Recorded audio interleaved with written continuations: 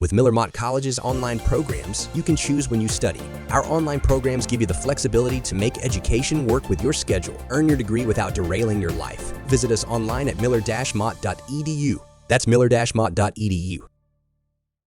After they got, the cat, they would sometimes get maybe a picture of Stalin or Lenin tattooed on their front, right? And this was actually really interesting why they did this, because they thought that if they had this tattooed on their front, they'd be less likely to be put to a firing squad. No, they would, you know what I mean? They would think they wouldn't want to shoot pictures of their leader.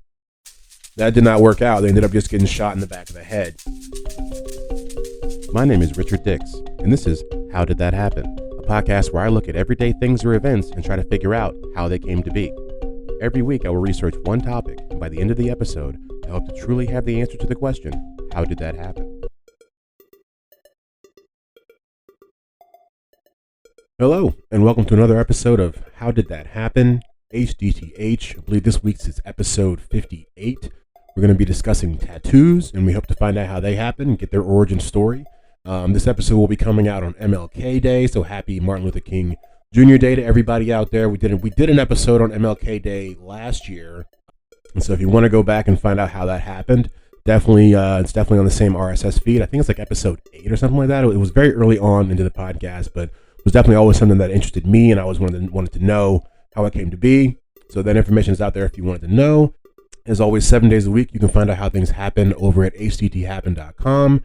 There you will find episode transcripts as well as pictures and videos for every episode. I always like to put a works cited up there so you can always see where I get my information from. There is a blog on there as well with articles that are written by yours truly. I've written on subjects such as the Uvalde shooting, loneliness, Takeoff's murder, the Damar Hamlin cardiac arrest, all those different things. I kind of write on whatever comes up to me and what I feel, just to kind of a stream of consciousness over there for the website. So before we get to the episode, what am I watching? Just watched Top Boy on Netflix. It used to be on TV in the UK, but it got canceled. So it came over to Netflix. I watched the first season that was released on Netflix, which is actually the third season in like the actual chronological order. It's basically just about like the crime underworld of the United Kingdom, based mainly in London, drug dealing guys, kind of immigrants from like Africa and stuff like that. It's pretty interesting. Like I said, it was originally on TV. I believe it was Channel 4 that it was initially on, but it got canceled, and so they released those actually on Netflix as well, called Top Boy Summer House. That's a kind of a prequel to what happens for the Netflix releases. It's actually executive produced by Drake, so if that actually means anything to you and makes you want to go look at it more. And the other thing that I'm watching right now that I just actually watched The Godfather for the first time all the way through. I've definitely seen parts of it before, but never have actually just sat down and watched the 3-hour specimen that is The Godfather, and it's awesome. It's actually a pretty good movie. I can't even lie. I wanted to see the holes in it, or whatever, but it's actually a pretty good movie. I've since started to watch the sequel, the second one, and then found out it is longer than the first one. Oh my gosh.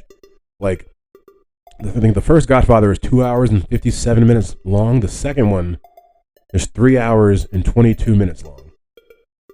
It's a lot. So what am I listening to? I'm listening to the Tylenol Murders right now, which is a pretty good podcast. I guess you could say it's true crime. There's a man who's putting cyanide pills in Tylenol bottles, and it's killing people. And it's kind of the reason why we have like those like seals on pill bottles these days, because he was killing people. He was putting cyanide in Tylenol. So it's called the Tylenol Murders. Definitely check it out. So probably on Apple Podcasts, anywhere you can find stuff. I also listen to Flagrant 2. And this podcast needs no introduction. It has a large cast that is spearheaded by Andrew Schultz and Akash Singh. You probably see it out there on your YouTubes and stuff. They talk about daily topics, pop culture, anything. They're very funny. It's a very good hang if you just want something to watch and put on in the background. You always find something to laugh at on that show. But yeah, since I plugged those, I'll plug my own. The most recent episode of Bite Size Bios is out now as well. Last week I profiled Michelle Obama, the First Lady, and we find out about her career before Barack's presidency. We've profiled at least, I think 15 people over there. Got more to come. Hope you guys like the profiles we've been doing. If you like what you hear here, then be sure to go over to wherever you consume podcasts and like and subscribe. Maybe give us 5 stars if you feel so inclined, or if you want to give us 2 stars and tell us why you didn't want to give us 5 stars, that's fine as well. Always appreciated. Let's see, I don't think there's much more to say before we get to the episode. Now, let's learn about some tattoos.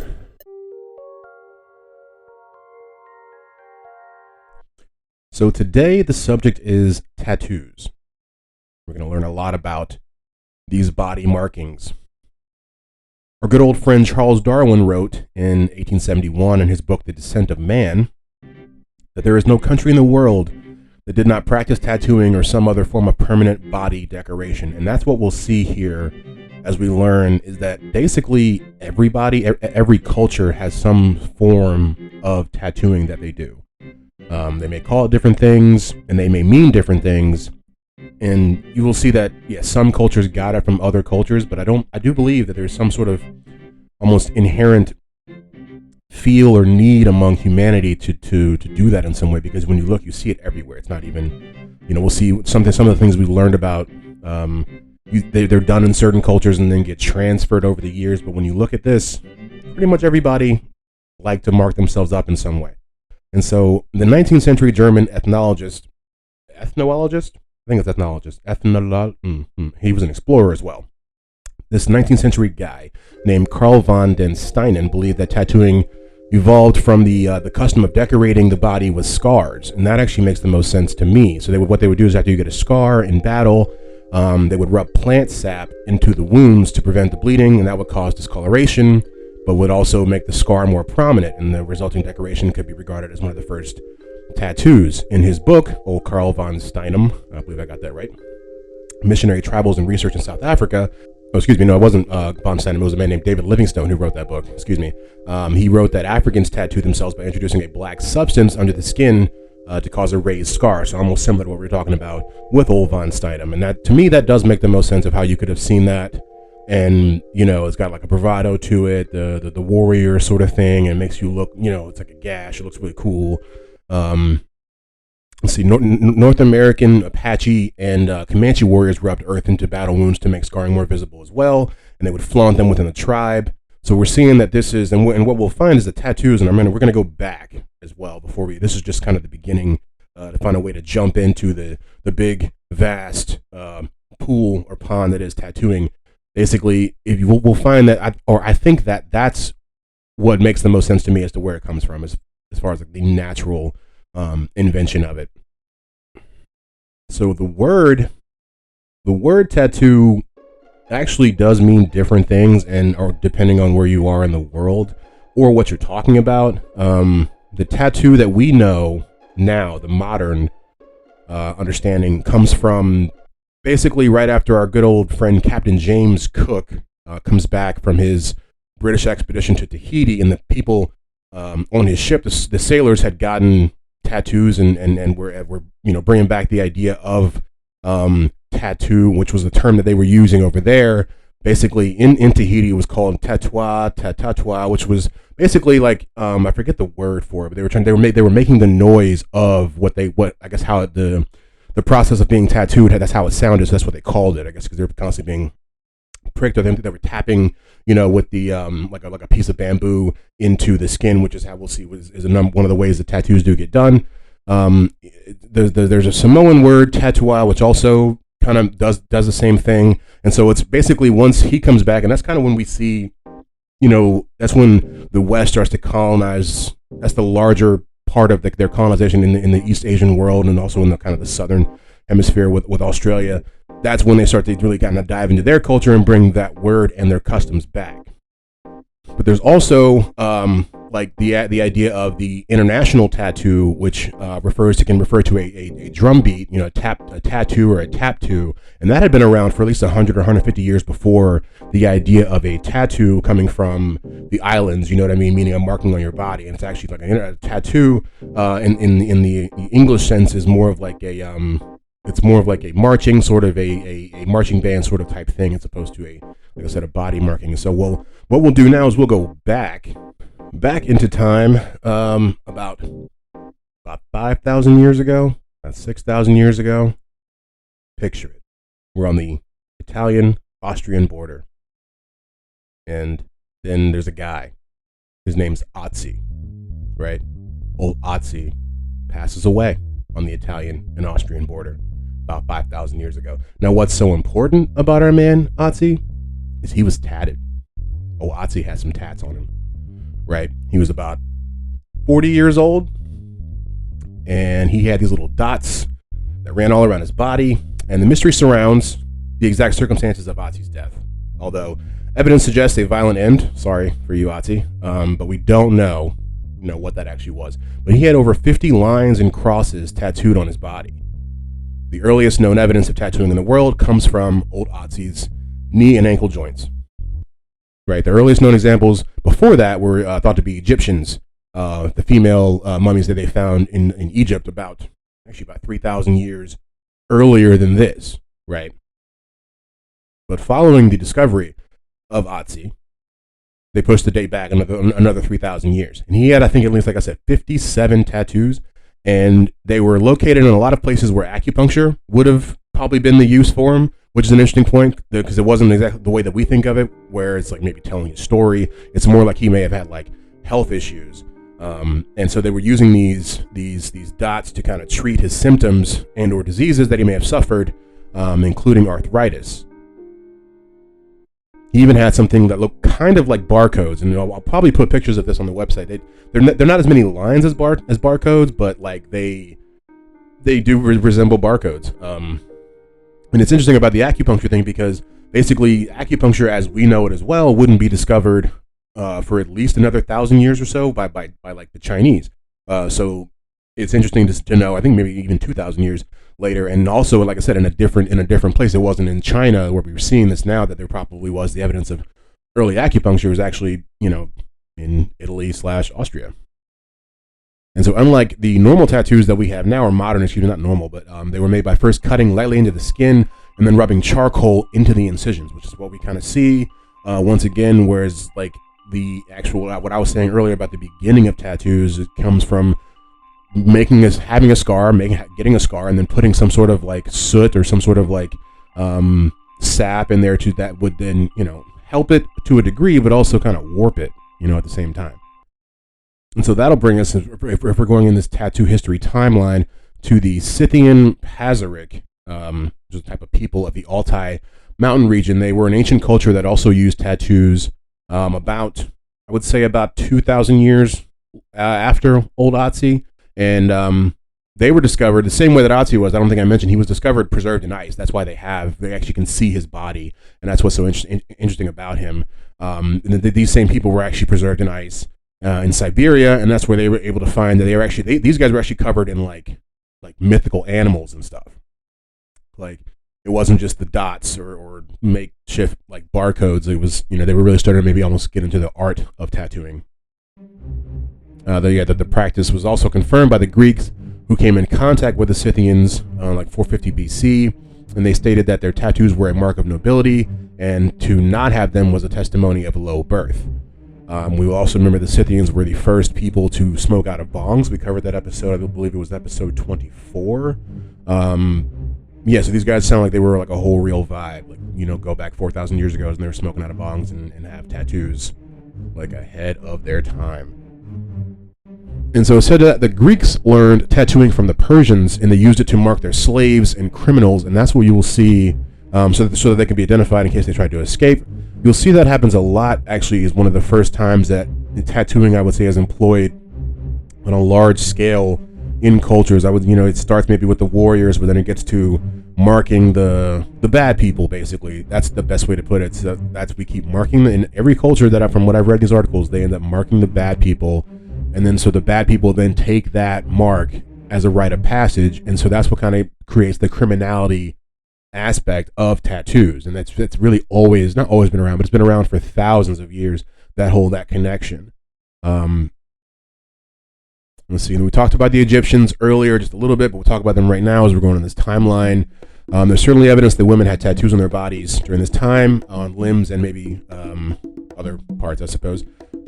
They also may have even found tattooing tools, small little bronze pieces that were discovered in the town of Ghurab in northern Egypt that dated back to 1450 BC. And they also think that these tattoos were maybe even the mark of prostitutes, or we're meant to protect the women against sexually transmitted diseases, which is, it may sound far-fetched, but what we'll find here, and if I don't mention it later, I'm going to mention it now, we do find that they're experimenting with using tattoo needles to deliver vaccines that normal hypodermic needles can't actually, they can't use, because I guess the vaccines are, sometimes they're too thick, or I guess whatever, to be used in a needle like that, so they need a kind of a different technology, so they're looking for a different, delivery vehicle for these vaccines, and then they're looking to the technology of the tattoo gun. I just think it's pretty interesting, but we're getting off topic, or at least getting out of the timeline. Definitely still on topic. What is interesting about these tattoos that the Egyptians had, which is something that I never would have thought of, but you think about all the different reasons they were using, that they thought these tattoos were good for, and who knows, maybe they actually are. Some of the women were found with these tattoos that basically went around their hips and their childbearing areas during pregnancy, and like there's a specific pattern that would expand in a protective fashion, in the same way that like beaded nets were placed over like rat mummies to protect them, and so kind of keep everything in sort of idea. I just think it's an interesting perspective, that they were using tattoos in a way to kind of help pregnancy. And so there are pictures of like these or at least projections. I don't know if they're exact pictures of the mummies or the women's bodies, but it's really an ornate pattern that goes around their abdomen on down to their legs. And they would also, I believe, get this on their abdomen. They would get tattooed the deity Bes, or Bes, Bes maybe, and that's what also makes them think that it was more about the safeguarding of the child, was because Bes was the protector of women in labor. This would also kind of explain why maybe it was just females who did it, when you would look and be like, why weren't any of the guys doing it? But during that time, if it was viewed as, like it's not that it's like a female thing, I don't even think, but it was like, this is something that's made for women to use to like facilitate pregnancy. So why would a guy do it if a guy can't have a baby? But that, we talked about what they used, possibly the Egyptians to do tattoos, and let's see, we'll talk about other early tattoo tools. A lot of them we're seeing were made out of bronze. They would use, like I said, in the Eastern countries, they would use bamboo, which we'll talk about, I think, a little bit later. There's a lot of information here that I'm not sure we'll get to, but if not, what I missed, we'll cover on the mini episode next week for sure. But they do use the kind of bamboos with a needle that goes through it. And I watched a video of a guy who does it now in Japan, and he doesn't use bamboo anymore, but he said he used to, because he's kind of just things modernized. He uses some sort of like kind of steel sort of tubing, right? But he manually has to tape the needles on himself, so it's a really kind of makeshift process even today. And that will bring us to tattoos in Japan. In Japan, the practice of tattoos is called irizumi, which literally translates to inserting ink, and that's basically just what happens when you get tattooed. I think later on we will get to the actual process of a tattoo gun and how it works. But the idea of that in the irizumi in Japanese culture is thought to date back to the Paleolithic period of the Japanese islands. Although they were known to sport decorative and social tattoos, their exact purpose is still basically up for debate. No one really knows why they did it. Basically, is what this article is saying. But the tattoos that we kind of know as far as like Japanese culture come into fashion around the 1600s, maybe the 1700s, and what's called the Edo period, maybe the Edo period. I don't know. It's crazy how all these different words can be pronounced so many different ways. But yeah, so they crossed over, like I was saying earlier, from being prison markings into fashionable trends, and we see that in so many different places. We see it in Russia. Also in Europe as well. It's just like you mark these people to try to make them feel like a lower class, but they ended up taking as a rite of passage. I think it's actually a beautiful thing as far as like how they kind of take their lemons and make lemonade, if you will.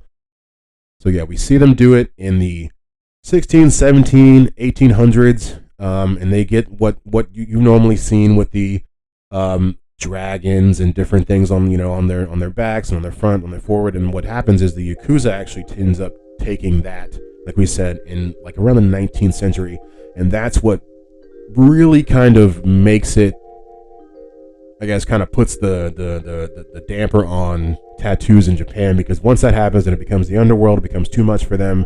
it gets outlawed, and it wouldn't actually come back into any form of legality until after World War II, when under the American occupation, and that's when it kind of was allowed again.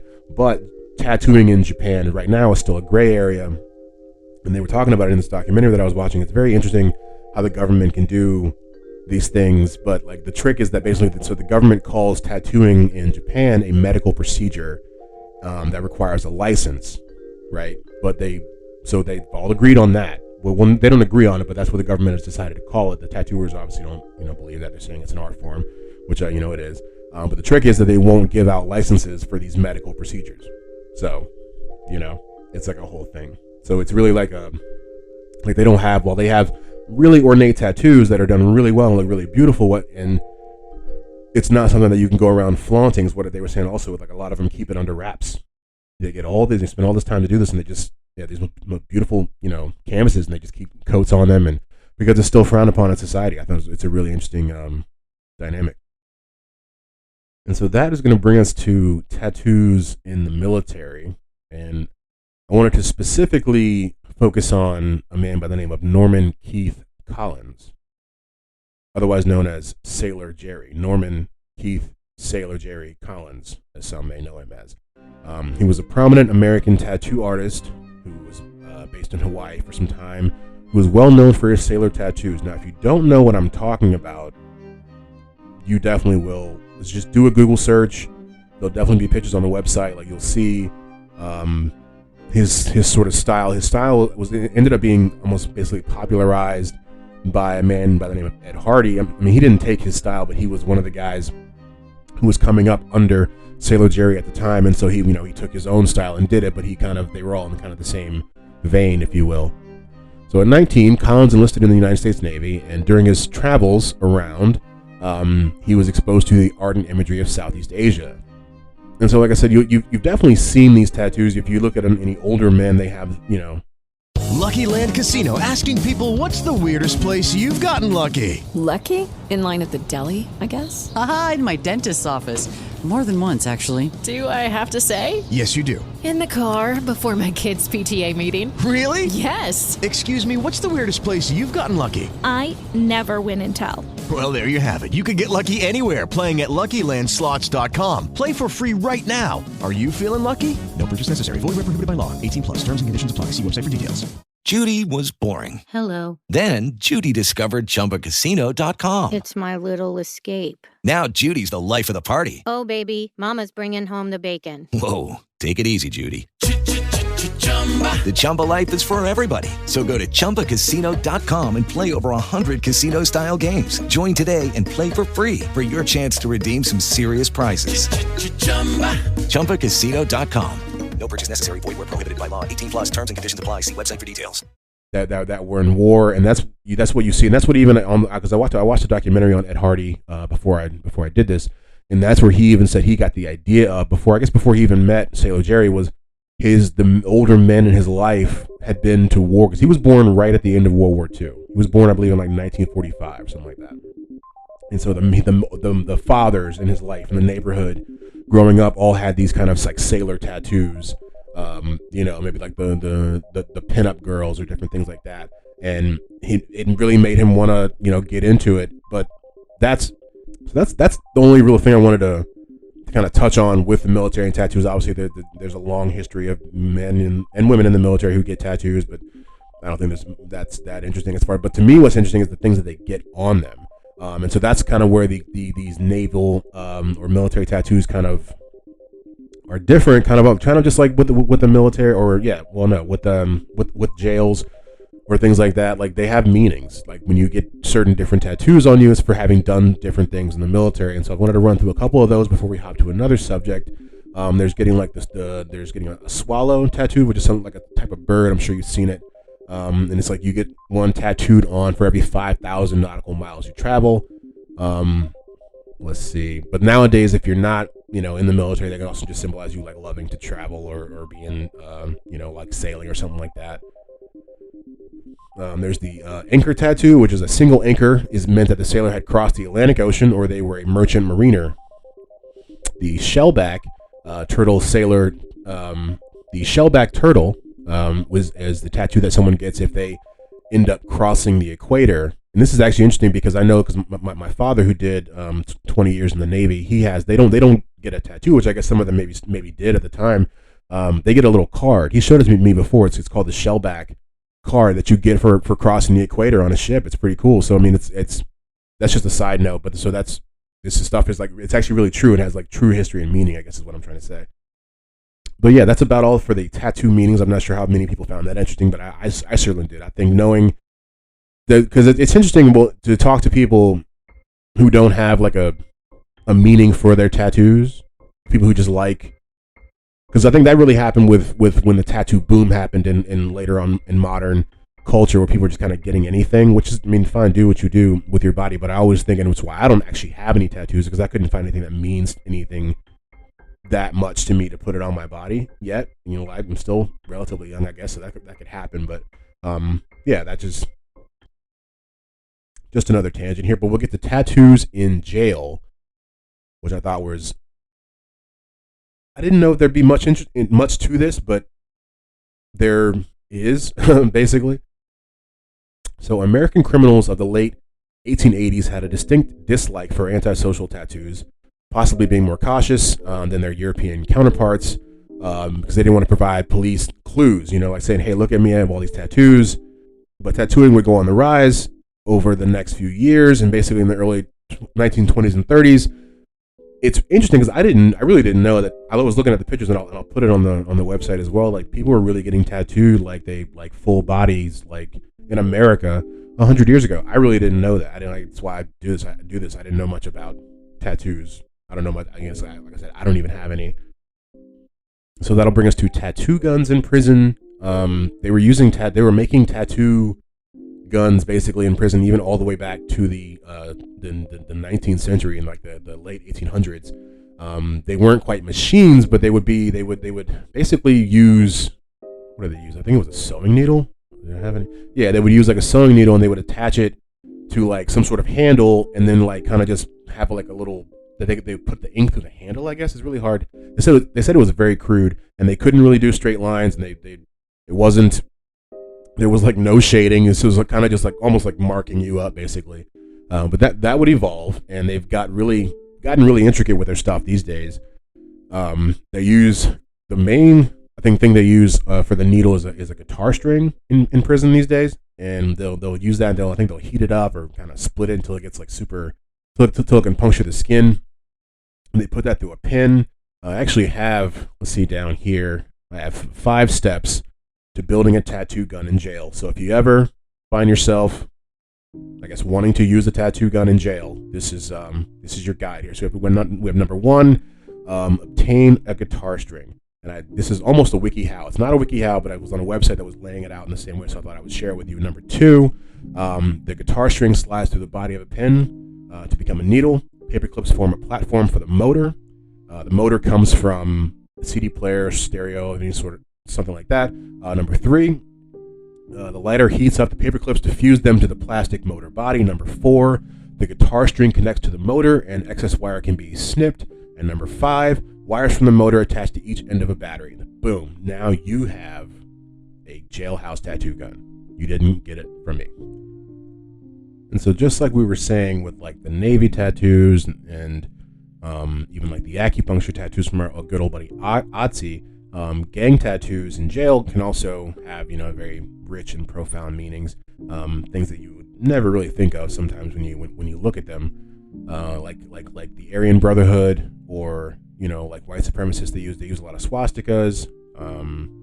They use SS bolts.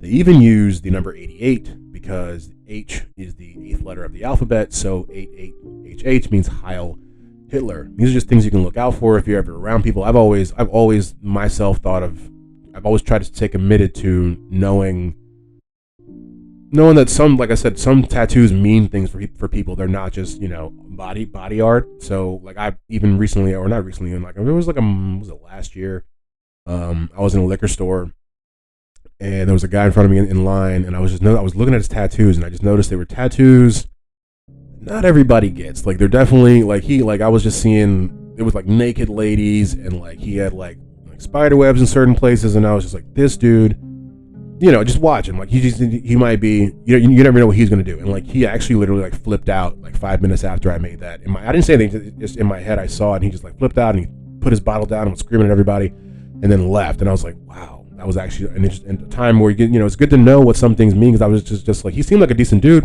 until he went off. But I looked at his tattoos before and I was like, that's not just some regular, trying to look cool or, my mom's name or whatever. Like I was like, okay, but it's good to be on your toes like that. So yeah, we got the 88 for Heil Hitler. Other gangs like the Norteños, they just use the Roman numerals for the number 14 because you guessed it, N is the 14th letter in the alphabet. So now we're going to talk a little bit about Russian jails and the tattooing in Russia, because that is where basically tattoos got their start in Russia, is in jail. Like we see for a lot of different cultures, they started to tattoo their criminals, which is something that's happened for thousands of years. The Romans and Greeks did it as well.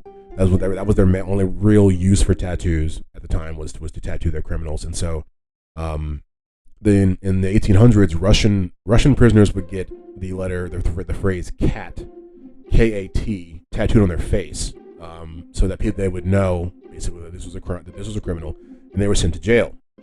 This is a slang term in Russian for criminal, so that's why I'm not sure actually what the full word, but yeah, they would get "cat," K-A-T, tattooed on their face. And like I was saying earlier, before too long, they became kind of proud of this. It's a rite of passage. We're all cats. We're all hanging out, being criminals together.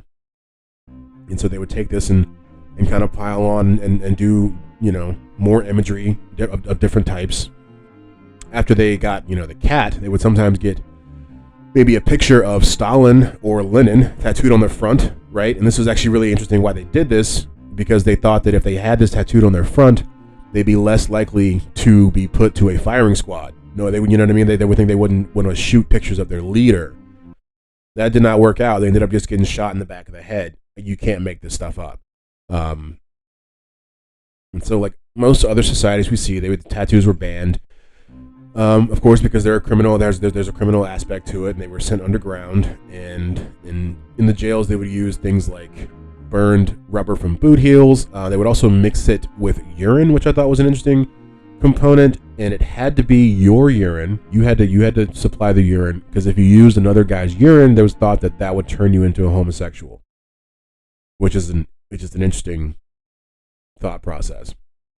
There was also thought that the urine had some level of antiseptic qualities. And when I first heard this, I was very glad to hear that they were forcibly using people's own urine on themselves, because my first thought was like, who am I going to for my urine? Who am I? And I'll use my own.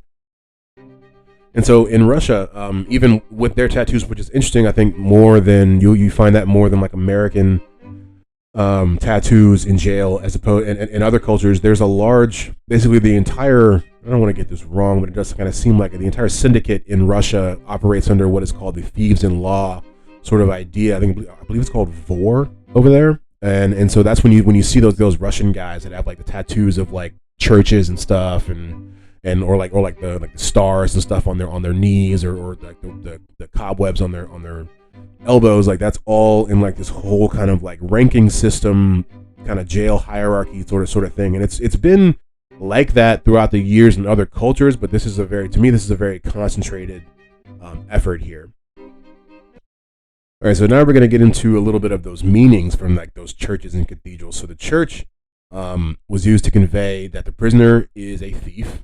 Church is usually placed on the chest, and the number of cupolas, I believe is how you pronounce that. It's like the top little domey parts on them. They actually indicate the number of times that the person has been to prison. One dome for each sentence. And that's so if you see somebody with a whole bunch of those little towers on there, leave them alone. They've been around. You can sometimes see them. You'll see them have a cat on them, which is also not good, because it kind of goes back to the initial, 200 or 300 years ago, when they first started tattooing people in Russian prisons. Like I said, they put a cat. They wrote cat on their face, and so if you see someone with a cat, sometimes in a hat, which is funny, it does say that, but it's literally what they say. Is that it's basically says they're like a prison resident. You know what I mean? They're like they're if you see them out, on the streets, they're probably going right back pretty soon. Like they just live. They're a native of prison. It's kind of the idea. If you see skulls on them, the image of a skull represents both the death of the victim as well as the perpetrator. But that basically means that person is a murderer and expects to be murdered or killed, basically. Then there's the traditional thieves' cross, which is an interesting sort of thing. It was usually placed on the chest and was meant to indicate that the prisoner had accepted his crime and was not afraid to face God for it. And then when you place them on the knees, it was also meant to show basically that you're really not you're not afraid to face God. You're definitely not going to kneel for the crimes. You're not going to kneel before God because you think what you did is right, basically. Got a couple more I'm going to share with you, and then we're going to hop onto like one or two more topics, and then we'll get on to the next segment. Let's see. We talked about churches and cathedrals. What else do we have here that I think might be interesting? Because it's a long list that I'm scrolling through. There may not even be any more that I want to mention. I don't think there is. So we're going to move on from that to really kind of like just the last bit of, like, we're going to kind of get into the modern era of tattoos. And that's really where I'm going to leave it, because you know how we do on this podcast. We're only trying to figure out how they happened, not really how they're doing now. That's not really the focus of this. So modern electric tattoo machines are modeled on the one patented by New York artist Samuel O'Reilly in 1891, which itself is only slightly different from Thomas Edison's electric engraver pen that was patented in 1876. And so what we find is that the tattoo guns, which it's interesting because tattoo guns pens are used as tattoo guns in prison. That basically we find the tattoo gun follows the technology of Thomas Edison's technology. That we couldn't have a tattoo gun without him. Basically, he's the father of the modern tattoo gun, if you will. So the needles of a modern machine move up and down at a rate between 50 and 3,000 vibrations per minute, and they penetrate only about 1 millimeter below the surface to deliver the pigment to the skin. And our bodies treat the injected pigment as non-toxic foreign elements that need to be contained, and that's kind of what keeps the ink where it is and not just kind of going all over. It's interesting. I never understood that. And so basically, to contain them, certain cells in our body engulf the ink as soon as it hits our skin, and once full, they move poorly and become relatively fixed in the connective tissue of the dermis, which is why tattoos don't change that much over time. So basically, the ink hits the skin, these cells pop out and kind of hold them, and over time they become relatively rigid and they just don't move, and that's why your tattoo is going to look like your tattoo and stay permanent for forever. And now, actually, I will post.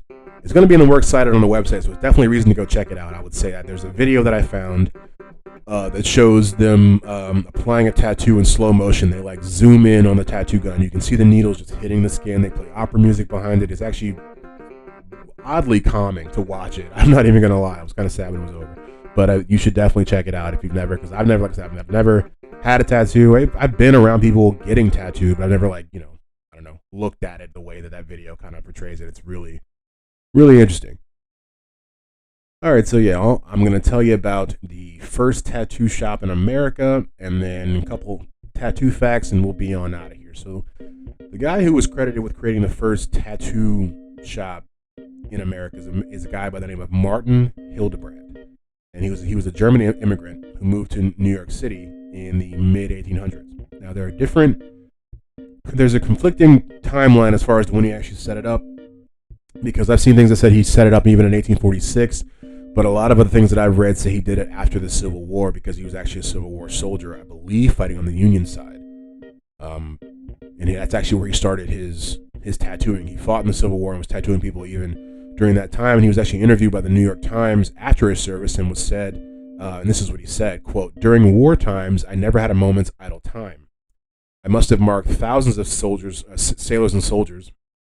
I put the names of hundreds of soldiers on their arms or breasts, and they were actually recognized by these marks after being killed or wounded," end quote.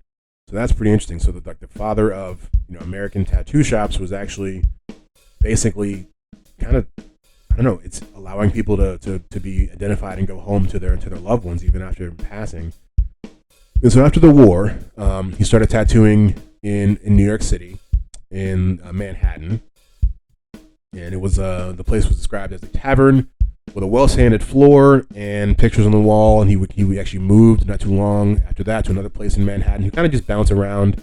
But he would end up being kind of the guy. If you ever look at these like side shows, you'll see like, because actually there was a time when just having tattoos made you a spectacle, so you could go, if you had a bunch of tattoos, and you could be in like a circus or some sort of like, sideshow, and people would pay money to look at you because nobody was really doing that back then. But the guy who was tattooing a lot of these people, if you ever look at those pictures, was actually Martin Hildebrand, because he was one of the only guys who had a tattoo shop in New York City. So he was getting all of that main business. And what's sad about our friend Martin Hildebrand is that he would actually die in an insane asylum in New York City in 1885. It's always interesting to find out how these people, how their lives ended, not in a weird way, but we all know we're going to die. We just don't know how. Isn't that the crazy part? And so I'm sure he would have never guessed that. And so, yeah, we got 2 odd tattoo facts, and then we're going to head to the roundup. I don't know if they're odd. They're not odd. I judge them, but they're just facts. We'll just call them facts. I don't know why I try to give them some sort of label. So the world record holder for tattoos is a man named Gregory Paul McLaren, and he is 100% covered in tattoos. And there will maybe be a picture of him. You should just, maybe if not, you should just Google him. Gregory McLaren. He holds the Guinness Book of World Records for having the most tattoos. I believe we covered the Guinness Book in episode 46. You go check that out. But yeah, he's basically he looks like black, but like not like African American. Like he just looks kind of charcoaly. It's not a bunch of cool tattoos. It's just, I don't know. I'm sure. I hope that guy does therapy. We all need it, but I'm like that guy for sure. And the last one. So today, at least 1/5 of the adults in America have at least one tattoo. Yeah. And that is how tattoos happened. And now it's time for the roundup. And we're gonna round it up. Otzi is considered the oldest representation of tattoos on a human. All cultures have tattoo origin stories. Tattoo guns were modeled after Thomas Edison's engraver pen. Things I didn't know before. And now I know them. Never heard of these things. What are they?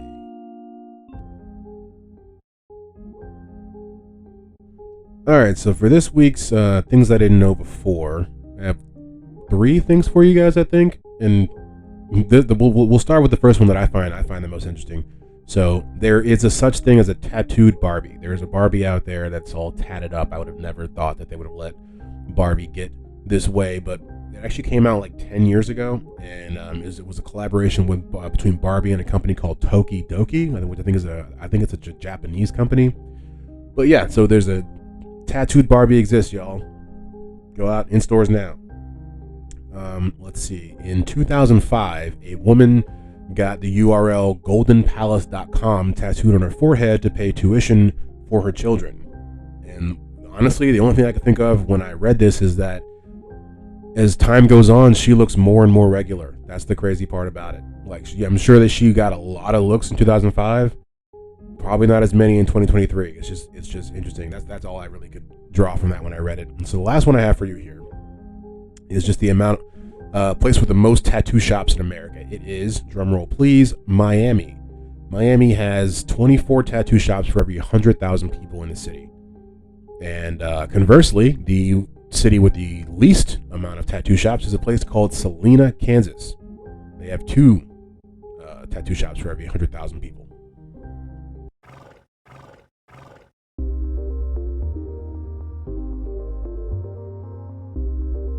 All right, that's been another episode of How Did That Happen? We covered tattoos this week, learned a lot about tattoos, learned about our friend Otzi over there on the Italian and Austrian border and how he was the first person to kind of actually be recorded with tattoos on their skins. It goes back about 5,000 to 6,000 years ago.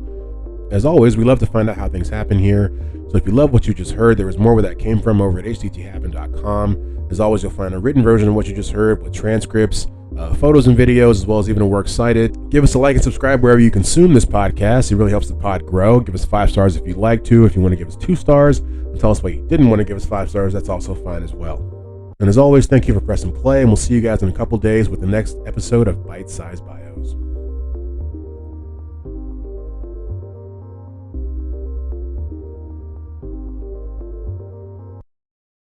Judy was boring. Hello. Then Judy discovered ChumbaCasino.com. It's my little escape. Now Judy's the life of the party. Oh, baby, mama's bringing home the bacon. Whoa, take it easy, Judy. The Chumba life is for everybody. So go to ChumbaCasino.com and play over 100 casino-style games. Join today and play for free for your chance to redeem some serious prizes. ChumbaCasino.com. No purchase necessary. Void where prohibited by law. 18 plus terms and conditions apply. See website for details. Hello, Saver. Whether you're saving for that trip to the tropics or saving for an emergency, now is the time to take advantage of Wells Fargo's savings options. Wells Fargo offers savings accounts that can help you save towards your goals. So, what are you saving for? Visit a Wells Fargo branch or wellsfargo.com/save to open a savings account today. Wells Fargo Bank, N.A., member FDIC.